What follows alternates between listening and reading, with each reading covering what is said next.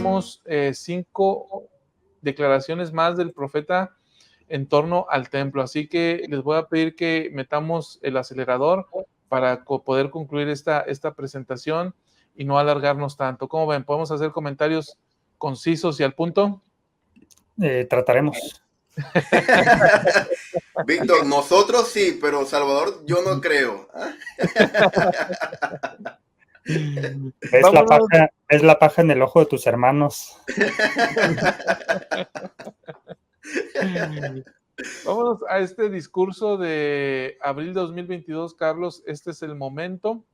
Así que damos lectura y escuchamos el análisis de Víctor. Perfecto. Dice, el ímpetu espiritual positivo aumenta a medida que adoramos en el templo y crecemos en nuestra comprensión de la amplitud y profundidad de las bendiciones que allí recibimos.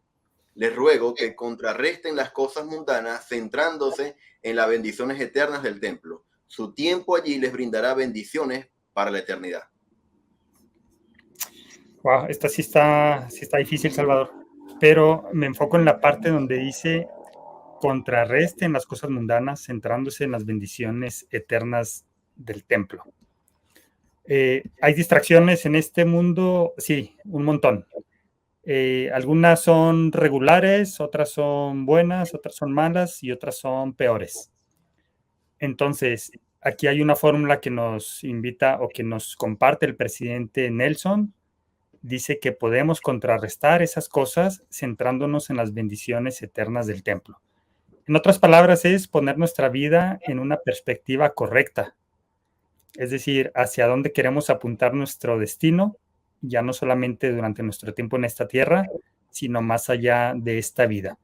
Y si la respuesta es, pues, a una exaltación, entonces el camino es a través del templo. A través de eso podemos contrarrestar todas esas cosas, y al decir cosas mundanas, no es otra cosa más que cosas que nos distraen de este propósito o de esta perspectiva eterna. Conciso. Muchas gracias, Víctor. Me llama la atención la última frase. Su tiempo allí les brindará bendiciones para la eternidad. Es muy interesante, ¿no? Porque si reflexionamos cómo invertimos nuestro tiempo, qué sí nos da bendiciones para la eternidad y qué no, bueno, el templo sí. Bien. Gracias, Víctor. Vamos a la siguiente declaración, una cortita para que César no se haga bolas. Adelante, Carlos. Sí, perfecto. Dice octubre del 2022. Vencer al mundo y hallar descanso. Pasen más tiempo en el templo y busquen entender el modo en el que el templo les enseña a elevarse por encima de este mundo caído. Está fácil, César. Sí, voy a empezar cerquita ahora sí ya para no ir tan lejos. Yo creo que tenemos que evaluar toda nuestra experiencia, desde antes, durante y después del templo. Estudiar la doctrina que está detrás del templo. El Antiguo Testamento está lleno, doctrina y convenios. El libro de Mormón nos ayuda a entender todo lo que está alrededor del templo. Y al entender es el modo en cómo el templo, desde el punto de vista simbólico, es un monte elevado por encima de todo lo demás. Entender el modo en que el templo nos aleja del mundo, nos acerca más al Señor, nos va a ayudar a comprender también los cambios que necesitamos hacer en nuestra vida. Y nos va a motivar, es parte de ese ímpetu, nos retroalimenta para ir más y más y más. Y ya sería todo. César, elevarse por encima de este mundo caído. O sea, ¿cómo el templo nos eleva? ¿O cómo te ha elevado a ti?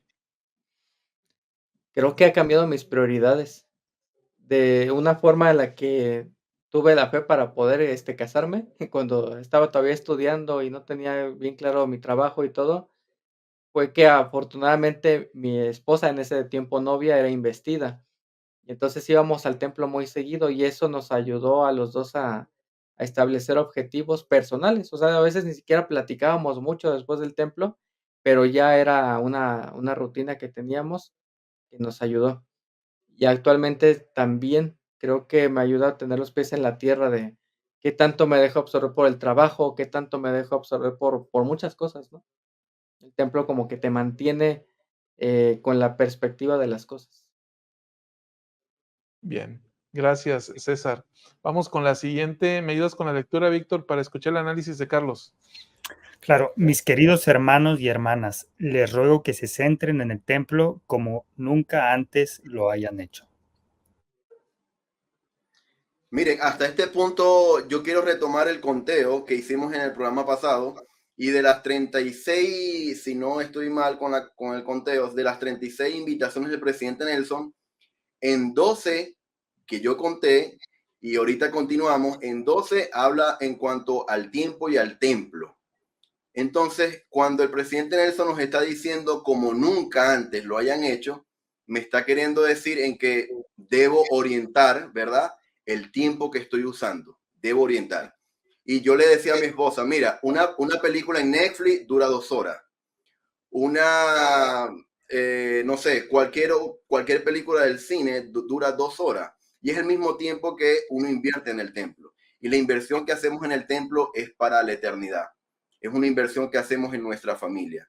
Entonces, cuando escuchen a un poseedor del sacerdocio decir, es que yo todo lo que hago es por ti, bueno, díganle, llévame al templo entonces, papá, mamá o esposo, llévame al templo entonces porque el presidente Nelson nos está diciendo que nos centremos como nunca antes lo hemos hecho en nuestra vida.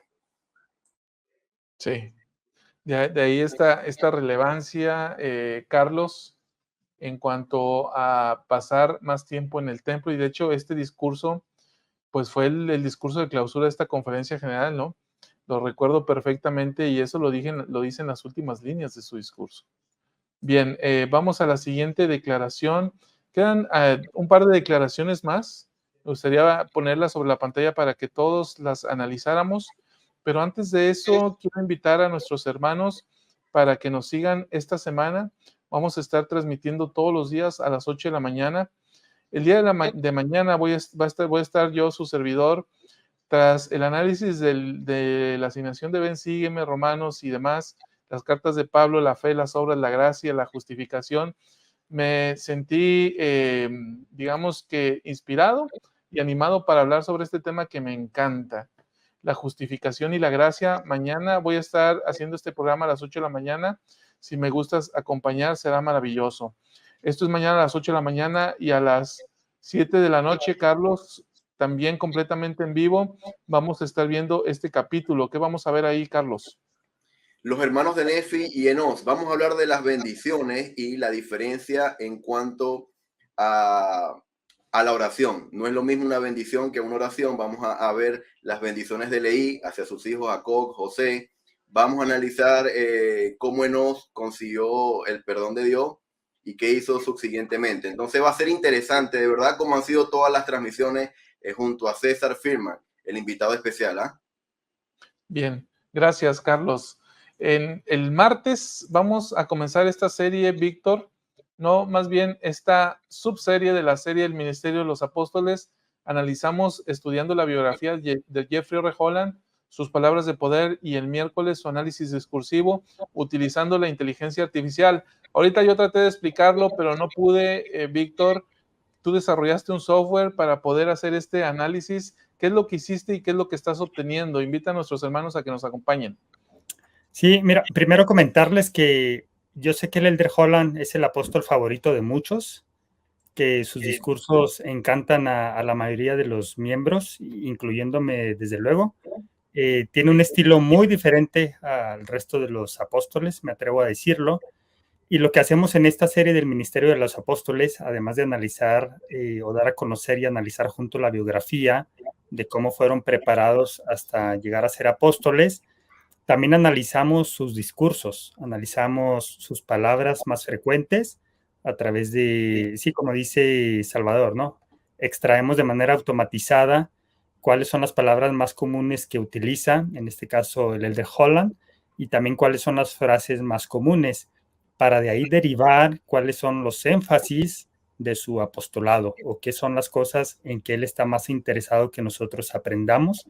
Y entonces hacemos alguna comparación también con otros de los apóstoles que ya hemos analizado, como el presidente Nelson, el presidente Oaks y el presidente Ballard. Entonces, esto es lo que vamos a hacer. Una vez que analicemos estos énfasis a través de sus palabras y frases, también analizaremos algunos de los discursos que consideremos que pueden ser más relevantes para nosotros en estos días. Muy bien, entonces invitados, esto es martes y miércoles a las 8 de la mañana. Y bueno, el viernes, hermanos, el jueves programa sorpresa y el viernes les voy a platicar esto. Miren, esta semana estrenamos este video corto, este clip, la profecía del Elder Featherstone, Cristo viene antes de 2033. Esto es lo que una autoridad general dijo en una carta que dejó para una cápsula del tiempo. Entonces empezaron a llegar muchos comentarios que no quedaba muy claro esta carta qué, dónde está y demás. Entonces lo que yo hice fue hacer una investigación más profunda. Ese programa en realidad lo hicimos hace más de un año. Todavía estaba aquí el hermano Alvaradejo y él fue el que presentó la carta. Pero yo ya hice un estudio más profundo acerca del tema y ya sé cómo está toda la cosa. Así que el próximo viernes completamente en vivo, la verdad sobre la carta del Elder Featherstone acerca de la segunda venida. Él hace esta profecía y bueno, yo te voy a decir quién era el Elder Featherstone. Bueno, están viendo, ustedes recordarán y lo recuerdan y lo apreciamos muchísimo el hermano Alvaradejo. Bueno, el Elder Featherstone era el hermano Alvaradejo por 1000. Era muy, atrevido para decir este tipo de cosas, costa que entre las autoridades generales no es normal, pero él las decía y él daba fechas y daba más aproximaciones, tal cual lo hizo el hermano Alvaradejo en esa serie del Apocalipsis que hicimos aquí en la luz de la restauración y que hemos estado estrenando cortos que no habíamos pasado de manera, valga la expresión, corta o sucinta, a través de clips o a través de videos más cortos. Los hemos estado estrenando las últimas 3 semanas, yo creo, aquí en nuestro canal. Si no los has visto, están por ahí, puedes verlo. O hay una lista especial que es la serie del Apocalipsis, puedes verla y entonces puedes ver todo lo que hemos dicho acerca del tema o principalmente lo que se ha planteado. Y bueno, invitándote de nuevo, próximo viernes, 8 de la mañana, la verdad sobre esta carta y ver quién era el Elder Featherstone y ver qué tipo de declaraciones hacía. Viernes completamente en vivo para hacer comentarios y preguntas. Así que bueno, sin más, vamos a regresar a la presentación. Déjame la pongo por aquí y vamos al análisis. La leo y los escucho libremente. En el discurso de Se necesitan pacificadores, abril de 2023, el presidente Nelson dijo: el templo puede ayudarnos en nuestro objetivo. Allí somos investidos con el poder de Dios, que nos da la capacidad de vencer a Satanás, el incitador de toda contención. Carlos, empezamos contigo. Perfecto. Bueno, ya aquí entramos en la recta final, entramos a este año 2023 y a mí cuando yo estaba leyendo este mensaje, yo me hice la pregunta, ¿cuál es el objetivo o cuál es mi objetivo? Al ir al templo, ¿cuál es mi objetivo? Y me encontré con otro mensaje del presidente Nelson, unos años antes de este mensaje, en donde él dice cuál es el objetivo de Dios. Y este mensaje es del 2019 y el presidente Nelson, mire lo que dice, el objetivo de Dios debería ser nuestro objetivo. Él quiere que sus hijos elijan regresar a Él, cualificados, preparados, investidos, sellados y fieles a los convenios que hicieron en los santos templos. Entonces, cuando el presidente Nelson me habla del objetivo, el objetivo de Dios, de nosotros como hijos de Dios, debe ser el mismo que tiene el Padre Celestial. ¿Y cuál es su objetivo? La inmortalidad y la vida eterna del hombre. Y la vida eterna solamente la podemos alcanzar con los convenios y las ordenanzas que obtenemos en el Santo Templo.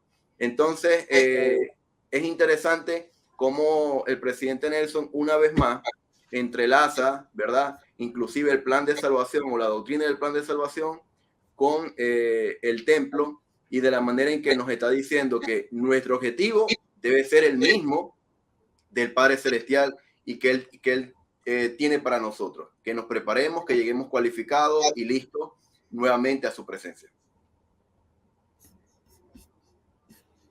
Tu audio, Salvador. ¿Algo que quieran agregar, Víctor y César? Vámonos a la final entonces. Dice en este discurso de la respuesta, siempre es Jesucristo, abril de 2023, dice lo siguiente: Jesucristo es la razón por la que edificamos templos. Cada uno de ellos es su santa casa. El hacer convenios y recibir las ordenanzas esenciales del templo, así como el procurar acercarse más a él allí, les bendecirá la vida de maneras como ningún otro tipo de adoración puede hacerlo. Adelante, Víctor. Gracias. Fíjate que sí nos hemos, yo creo que preguntado, ¿no? ¿Para qué tanto templos? O quizás alguien, tal vez es más común que gente fuera de la iglesia se pregunte por qué tantos templos. Y aquí el presidente Nelson nos da muy buenas razones para ello y dice que Jesucristo es la razón. Y mi primera impresión fue, es para agradar a Jesucristo. Esa es la razón de tener tantas casas suyas aquí en la tierra. Pero al continuar leyendo la cita, resulta que no. Fíjate que se dedican templos o se construyen templos porque Jesucristo desea bendecir las vidas. Y aquí lo dice de esta manera: les bendecirá la vida de maneras como ningún otro tipo de adoración puede hacerlo. Entonces, sí es por Jesucristo, pero realmente no es para Jesucristo, sino que es un deseo de Jesucristo para que nosotros seamos más bendecidos durante nuestro tiempo en esta vida. Y esto va ligado a cada una de las citas que hemos visto durante esta transmisión y la de hace 2 semanas, que tiene que ver con esto, ¿no? Todo apunta a que nosotros recibamos las bendiciones necesarias, y con esto me refiero por una parte a ordenanzas y convenios, pero también a la fortaleza espiritual que nos ayude, como lo ha dicho en varias ocasiones el presidente Nelson, a resistir los tiempos que se darán en estos últimos días. Entonces, al final, ¿por qué se construyen tantos templos? La respuesta es muy simple: para bendecir nuestras vidas. Y además, alguien al respecto, y no recuerdo exactamente quién, les voy a deber la cita, dijo en la pasada conferencia general que cuantos más templos se construyen sobre la tierra más se santifica. Y entonces eso a mí me dice algo, que cuanto más santificada está en la tierra, entonces más se va preparando para recibir el reinado milenario del Salvador, para su venida, para su segunda venida. En este punto, Carlos, ¿quieres agregar algo? Mira que estás hablando de la santificación y la primera frase que analizamos en el capítulo de hoy o en la transmisión de hoy fue el de santificarnos, ¿verdad? Hacer un esfuerzo personal antes de entrar al templo. Entonces, si las ordenanzas y los convenios que hacemos dentro del templo nos santifican a nosotros, la construcción del templo, lo que tú estás diciendo, santifica de alguna manera a la tierra. Entonces, es una bendición, hermanos y hermanas, poder contar con un templo en nuestros países, en donde quiera que estén. Es una bendición y el presidente Nelson nos lo ha dicho.